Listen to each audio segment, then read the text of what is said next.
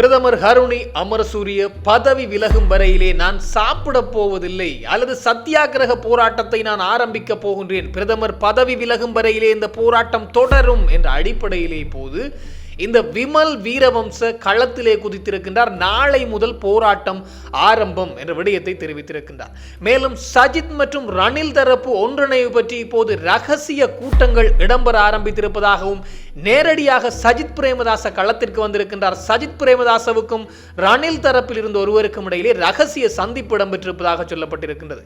நாங்கள் இணைய வேண்டும் என்றால் ரணில் விக்ரமசிங்கே மூடிக்கொண்டு இருக்க வேண்டும் என்ற அடிப்படையிலே சஜித் பிரேமதாச குறிப்பிட்டிருப்பதாகவும் செய்திகள் வெளியாக ஆரம்பித்திருக்கின்றது.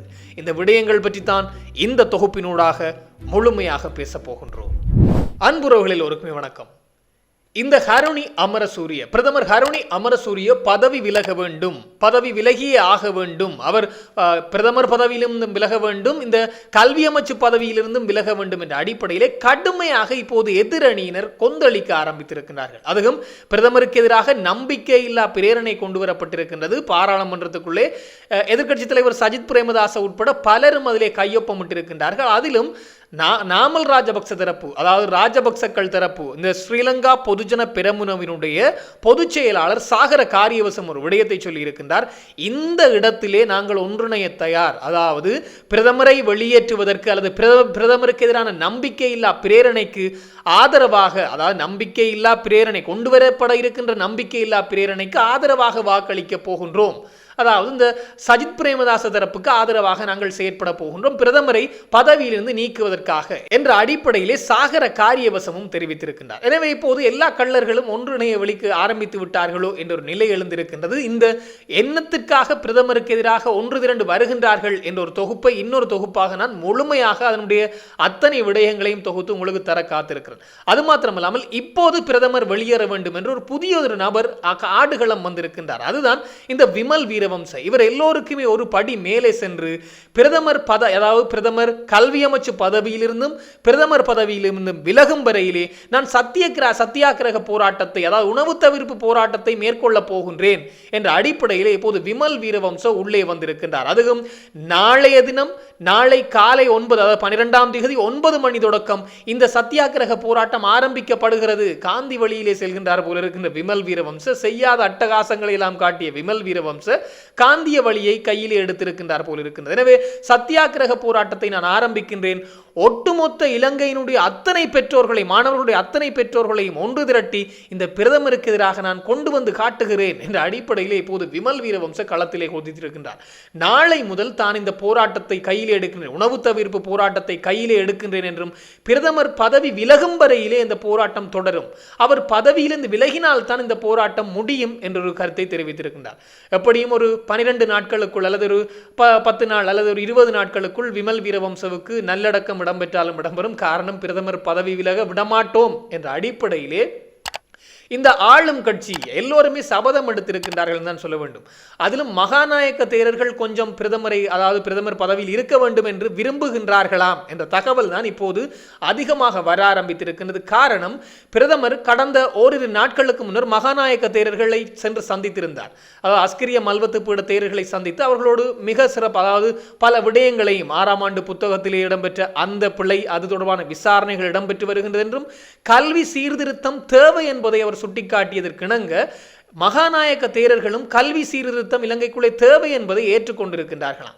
இதற்கிணங்க பிரதமர் உட்பட இந்த அரசாங்கம் இருக்க வேண்டும், தொடர்ச்சியாக இருக்க வேண்டும் என்பதிலே அவர்கள் கொஞ்சம் உறுதியாக இருக்கின்றார்களாம். அதாவது மகாநாயக்க தேரர்கள் இடையிலே இருக்கின்ற சின்ன சின்ன வாள்கள், அதாவது சின்ன சின்ன அந்த தேரர்கள் தான் துள்ளி கொண்டிருக்கின்றார்கள், அவரை தூக்க வேண்டும் இவரை தூக்க வேண்டும் என்று. ஆனால் மகாநாயக்க தேரர்கள் விரும்புகின்றார்களாம் இந்த அரசாங்கம் ஆட்சியிலே இருக்க வேண்டும் என்று. இதற்கு ஒரு சிறந்த உதாரணம், கடந்த காலங்களில் நாடாளுமன்ற உறுப்பினர் அர்ஜுன ராமநாதன் அவர்களும் இந்த மகாநாயக்க தேர்தலை சென்று சந்திக்கின்ற போது குறிப்பிட்டிருக்கின்றார்கள், இந்த அரசாங்கம் தொடர்ச்சியாக தொடர்ந்து இருக்க வேண்டும், அதற்கு ஆதரவு வழங்குங்கள் என்ற ஒரு கருத்தை தெரிவித்திருந்தார்களாம் இந்த தேரர்கள், இந்த மகாநாயக்க தேரர்கள் அர்ஜுனா ராமநாதனிடமும் என்ற ஒரு கருத்தை அவர் சொல்லியிருந்தார். இதுதான் மிகச்சிறந்த உதாரணம், இந்த அரசாங்கம் தொடர்ச்சியாக ஆட்சியில் இருக்க வேண்டும் என்பதற்கு தேரர்களுடைய ஆசை. அதிலும் இன்னும் ஒரு விடயம், இந்த நிமால் ஸ்ரீபால டி சில்வா அத்தோடு இந்த சாமர சம்பத் தசாநாயக்க நலமான்னு சொன்ன சாமர சம்பத் தசாநாயக்க, ஹரின் பெர்னாண்டோ என்று எல்லோருமே பெரிய குழு ஒன்று புறப்பட்டு மகாநாயக தேரர்களை சந்திக்க சென்றிருக்கின்றார்கள்.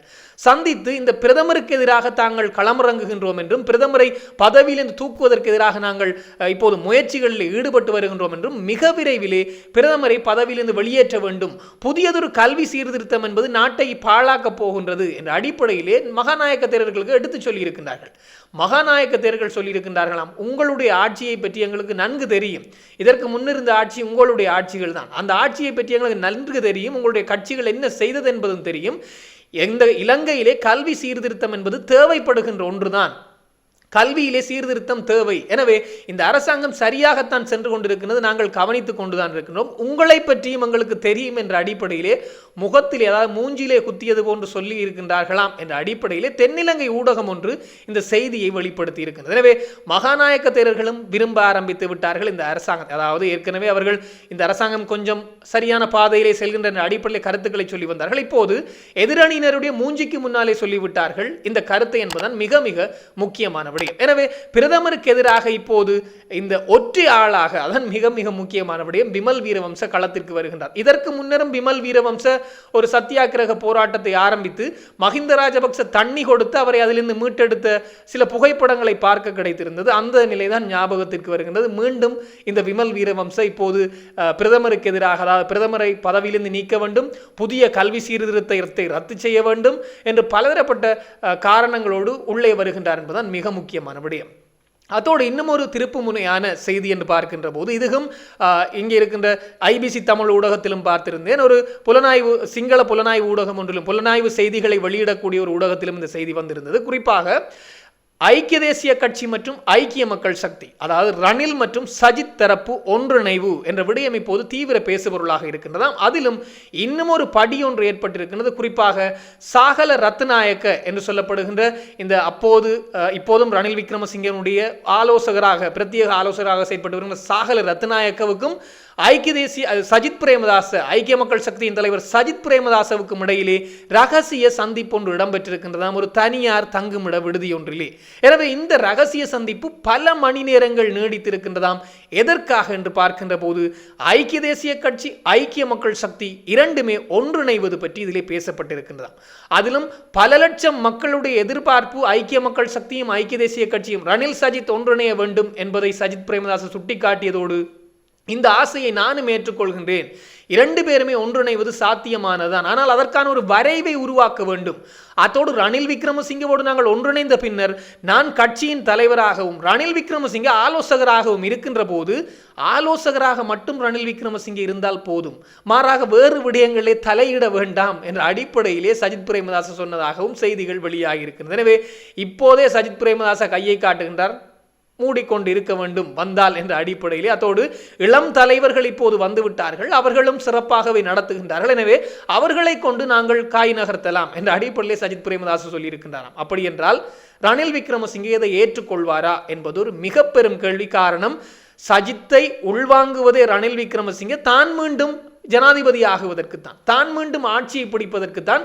சஜித் தரப்பு அங்கால் அடுத்த பக்கம் பார்க்கின்ற போது மஹிந்தவிடம் இருந்து பிரிந்து வந்த அந்த சிலிண்டர் கூட்டணி என்று எல்லோரையுமே உள்வாங்குவது ரணில் விக்ரமசிங்கே தான் மீண்டும் ஆட்சிக்கு வருவதற்குத்தான் என்று எல்லோருக்கும் தெரியும். ஆனால் சஜித் பிரேமதாச சொல்கின்றார், அதாவது இரண்டு கட்சிகளும் ஒன்றிணைந்தால் தான் தலைவராக இருக்கும் போது அவர் ஆலோசகராக இருந்தால் ஆலோசகர் வேலையை மட்டும்தான் பார்க்க வேண்டும், வேறு வேலைகளை பார்க்க கூடாது என்ற அடிப்படையில், அதாவது எனக்கு பாடம் எடுக்கக்கூடாது என்ற அடிப்படையிலே சஜித் பிரேமதாச சொல்லியிருப்பதாக இப்போது தகவல்கள் வெளியாகி இருக்கின்றது. அதோடு மிக விரைவிலே இரண்டு பேரும் ஒன்றிணைந்து செயற்படுவது தொடர்பான ஒரு வரைவொன்றை உருவாக்குங்கள், அந்த வரைவு பொருந்தி போனால் பின்னர் சஜித் பிரேமதாசவுக்கும் ரணில் விக்ரமசிங்கவுக்குமான நேரடி கலந்துரையாடலுக்கான ஏற்பாடுகளை செய்யுங்கள் என்ற அடிப்படையில் சொல்லியிருக்கின்றாராம் சஜித் பிரேமதாச. எனவே அவர்களும் அடுத்த கட்டம் நோக்கி இப்போது நகர ஆரம்பித்திருக்கின்றார்கள்.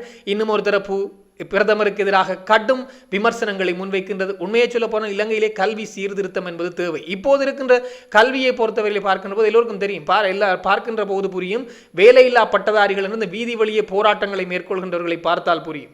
அவர்கள் அரசாங்கத்திற்கு எதிராக போராடி பின்னர் அரசாங்க வேலைக்கு சென்று அங்கே அவர்கள் தங்களுடைய வேலைகளை பார்க்கின்றார்கள். எனவே இந்த நிலைக்கு காரணம் இந்த கல்வி முறைமைதான் என்பது மாற்று கருத்தில்லை. இந்த கல்வி முறை மாற்றப்பட வேண்டும். அதாவது பல தொழில்முறை கல்வி இருக்கின்றது, பல மேற்குலக நாடுகளினுடைய கல்வி முறை போன்று இலங்கைக்குள்ளே கல்வி முறை உட்புகுத்தப்படுகின்ற போது அதுவும் இலவச கல்வியாக இருந்தால் சிறப்பாக இருக்கும். இலவச கல்வி மாற்றப்பட்டால் ஒரு மிக பெரும் ஆபத்துகள் ஏற்படலாம். எனவே அப்படியான முறை உள்ளே வருகின்ற போது நிச்சயமாக இலங்கையினுடைய கல்வியிலே ஒரு புரட்சி ஏற்படும். ஆனால் இப்போது இருக்கின்ற கல்வி சீர்திருத்தம் பாழடைந்து போய்விட்டது என்று தான் சொல்ல வேண்டும். அதற்காக நாங்கள் போராடுகின்றோம் அதனை மாற்றுவதற்கு என்ற அடிப்படையிலே நேற்றைய தினம் கூட இந்த அனுராதபுரத்திலே வீடு இழந்தவர்களுக்கான வீட்டுக்கான அடிக்கல் நாட்டுகின்ற போது அங்கே இடம்பெற்ற மக்கள் சந்திப்பின் போது ஜனாதிபதி அனுரகுமார் திசாநாயக்கவும் சுட்டிக்காட்டியிருக்கின்றார். இந்த விடயத்திலிருந்து புதியதொரு கல்வி சீர்திருத்தங்களுக்கு தேவை, அதை உருவாக்கி புதியதொரு எதிர்காலத்தை அல்லது எதிர்கால சந்ததியினரை நாங்கள் உருவாக்குவோம், சர்வதேச நாடுகளோடு போட்டி போடக்கூடிய ஒரு தரம் வாய்ந்த அடுத்த சந்ததியை நாங்கள் உருவாக்குவோம் என்ற அடிப்படையிலே தன்னுடைய கருத்தையும் தெரிவித்திருக்கின்றார். எனவே கல்வி சீர்திருத்தம் வரப்போகின்றது என்பது உறுதியாகிவிட்டது. கிட்டத்தட்ட மகாநாயக தேரர்களும் தலையை அசைத்து விட்டார்கள். எதிரணியினர் என்ன செய்வதென்று தெரியாமல் இப்போது உண்ணாவிரதம் வரையிலே செல்கின்றார்கள் என்பதுதான் மிக முக்கியமான விடயம். பொறுத்திருந்து பார்ப்போம் இதெல்லாம் அவர்களால் அடுத்த கட்டம் என்ன செய்ய போகின்றார்கள் என்பதை. அதாவது இந்த உண்ணாவிரதம் போன்ற செயற்பாடுகளால் இந்த அரசாங்கத்தை அவர்களால் கவிழ்க்க முடியுமா என்பதையும் பொறுத்திருந்து பார்ப்போம். இது தொடர்பாக இன்னும் பல தகவல்கள் வருகின்ற போது உடனுக்குடன் தெளிவுபடுத்த நானும் தயாராக இருக்கிறேன். இன்னும் ஒரு தொகுப்போடு சந்திக்கலாம். உங்களிடம் விடைபெறும் நான் என்றும் உங்கள் அன்பின் ஈழன். வணக்கம்.